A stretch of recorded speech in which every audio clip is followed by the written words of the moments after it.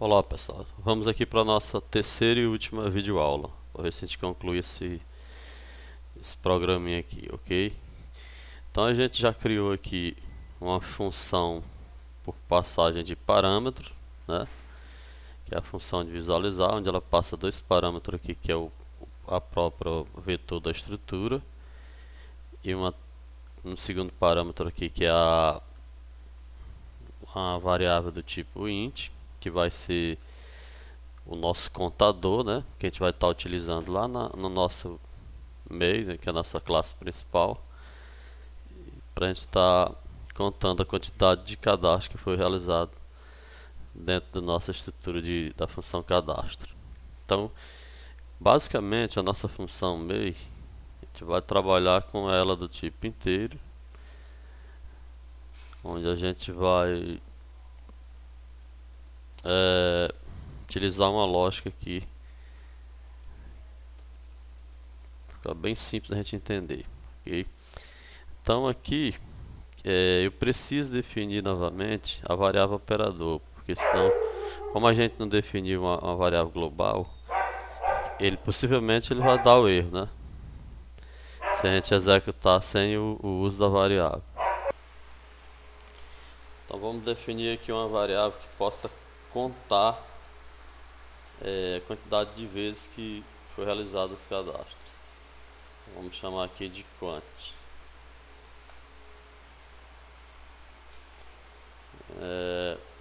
Vamos definir novamente o nosso vetor, certo? Nossa estrutura seria frota, chamar aqui uma variável, por exemplo, vamos atribuir. Lá na frente eu vou explicar para vocês por que a gente está definindo novamente a nossa estrutura aqui para estar utilizando nesse momento do contador. Por quê? Porque no case onde eu vou chamar a função de visualizar cadastro, eu passo dois parâmetros. Então, um dos parâmetros é justamente o struct, que eu chamei de frota. Então, eu vou atribuir outro vetor para ele aqui, porque lá dentro da função eu já atribuí o tamanho dele como V50. Então, vou chamar aqui de C, né? Vou chamar aqui de C. C, um vetor de 50 novamente. Ok, então, ponto e vírgula. Outra coisa, vou zerar a quantidade. Por quê? Porque quando ele for executar novamente, ele já vai estar com a quantidade zerada. Então, qual seria o outro passo nossa classe main? Seria condicionar o usuário a sempre entrar no laço de repetição do próprio menu. Então, assim, se eu quero repetir o cadastro novamente, então eu tenho que condicionar o usuário a fazer esse processo. Então, como é que a gente faz isso? Vou criar aqui outra estrutura de repetição, que seria o while. Então, eu vou testar se o operador for diferente de 0, aliás, de 3, que é o que a gente está pegando lá, como o sair, que se vocês observarem aqui em cima, o 3 é o sair. Então, enquanto ele for diferente de 3, subentende que ele vai estar repetindo a operação, não é isso? Então aqui, ó, enquanto o OP for diferente de 3, então ele vai entrar nessa condição aqui. Qual seria a condição? Vou dar uma quebra de linha aqui, né?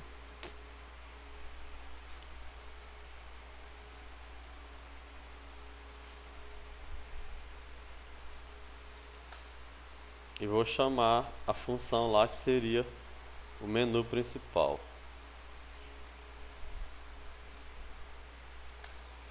Opa, deu um probleminha aqui, né? Vamos continuar. Então, ok. Então, o que ele está fazendo na verdade aqui? Ele tá simplesmente dizendo que se for diferente de 3, ele vai continuar o processo. Então aqui eu poderia fazer o seguinte, eu vou só atribuir OP para receber o cadastro principal, que seria o menu principal. Ok? Então aqui eu poderia finalizar aqui, né? Abre a chave e fecha a chave. Por quê? Porque a gente vai ter outros comandos aqui que seria nosso switch case.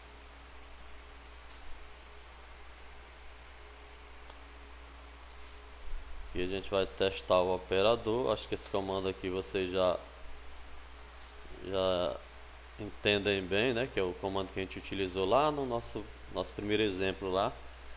Então o que eu preciso? Case, chamar a operação que eu quero acionar, e o break, que é o comando de finalização dele, né? A gente só possui 3 cases, que é o cadastrar, o visualizar e o sair.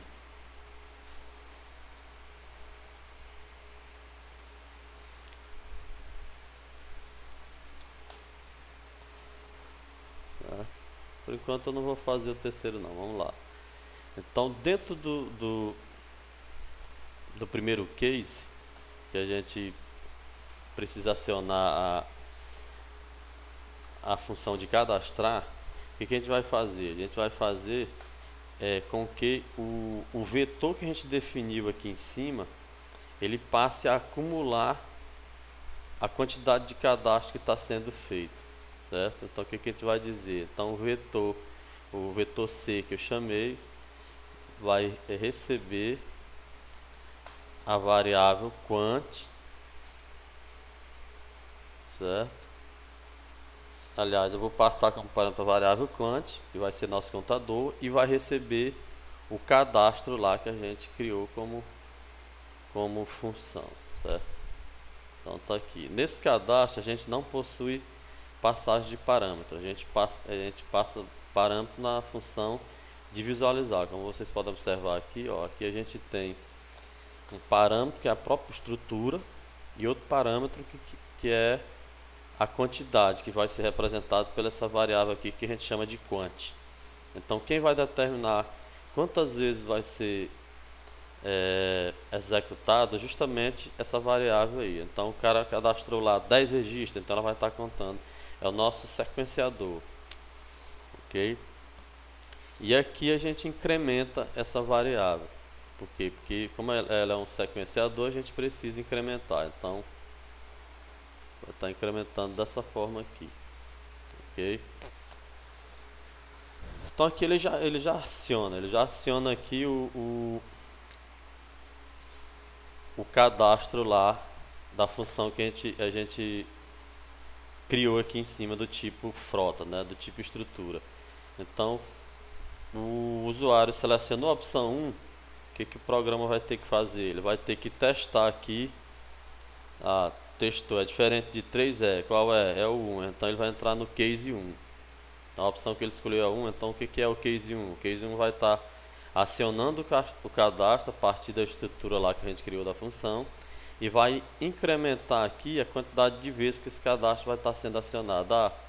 Cadastrou um veículo, chamou a função novamente, cadastrou outro veículo, então ele vai contando 1, 2, até quantos registros você puder cadastrar. A gente vai estar executando depois e vai exemplificar na prática.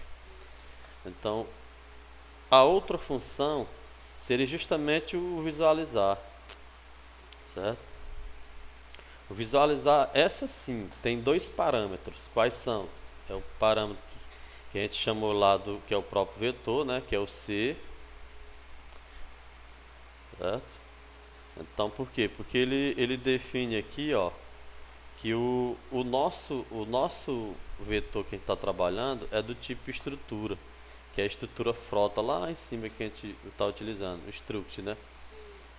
Então eu tenho que passar ele aqui como parâmetro dentro da função visualizar, como vocês podem observar, ó, certo? Então esse cara aqui é que a gente vai estar utilizando como parâmetro. Então seria o que? Seria C, vírgula, a nossa variável, que é a nossa sequência, nosso controlador, né, para indicar quantas vezes o cadastro foi realizado, e ponto e vírgula. Então tá aí, primeiro momento a gente tem aí já o nossas duas funções, certo?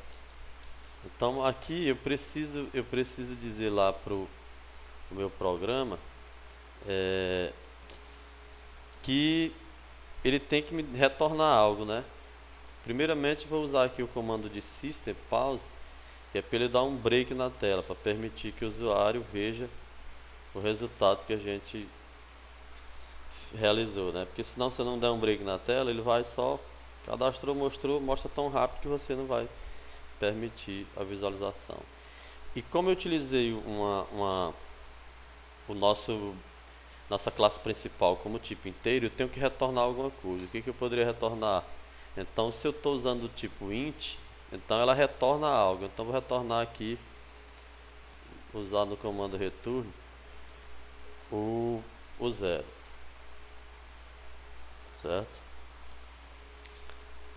Então, pessoal, é isso. Ó. Vamos só recapitular aqui para a gente entender o que realmente a gente está fazendo dentro do nosso programa.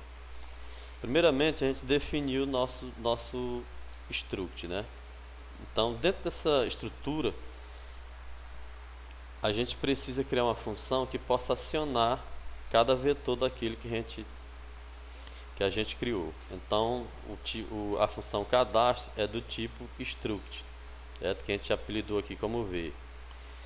Depois a gente criou a função de visualizar. O que seria a função de visualizar? É permitir que o usuário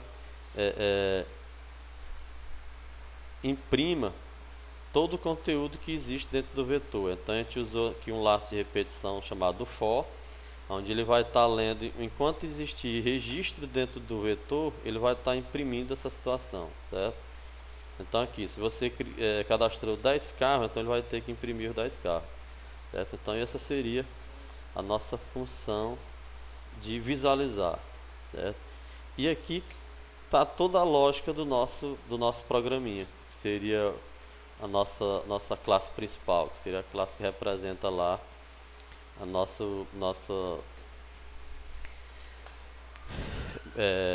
menu principal, né, onde ele vai estar acionando. Pessoal, eu vou interromper aqui essa aula, porque ela já tem mais de 10 minutos, está com 12 minutos, aí corre o risco de não aceitar na hora que a gente for postar no YouTube. Então, eu vou estar executando o programa, se houver algum bug, a gente vai estar corrigindo, ok? Até a próxima aula, pessoal.